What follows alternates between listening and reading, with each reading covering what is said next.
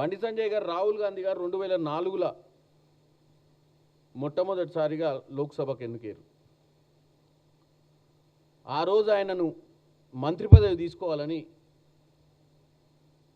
UPA 1లో అంటే UPA 1లో 2004 నుంచి 9లో ఆయన మంత్రి పదవి కోసం అడిగారు. ఆయన కేవలం నేను పార్టీ కార్యక్రమాలు తప్ప నేను మంత్రి పదవి తీసుకోనని చెప్పి పార్టీ జనరల్ సెక్రటరీ పోస్ట్ తీసుకొని యూత్ కాంగ్రెస్ ఎన్ఎస్యూ ఇన్ఛార్జ్గా పనిచేశారు. 2009లో ఆయనను ప్రధానమంత్రి కావాలని మన్మోహన్ సింగ్ గారే అడిగారు.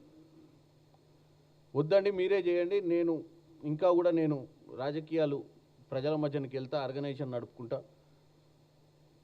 నేను ఎవరు మీరు ప్రజలు కాంగ్రెస్ పార్టీకి ఓట్లు వేసిర్రు, మీలాంటి ఒక సీనియర్గా ఉన్నటువంటి మీరు ఒక ఫైనాన్స్ మీద గ్రిప్ ఉన్నోళ్ళు, ఆర్థిక వ్యవస్థ మీద ఒక పట్టున్న ప్రధానమంత్రిగా మీరు ఉంటేనే మంచిది, నాకు ఎక్స్పీరియన్స్ లేదని చెప్పి పక్కకు తప్పుకు.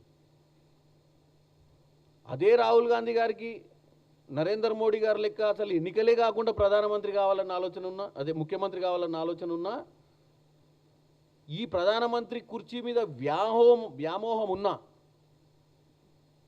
ఆ రోజే ప్రధానమంత్రి తీసుకుంటాడు.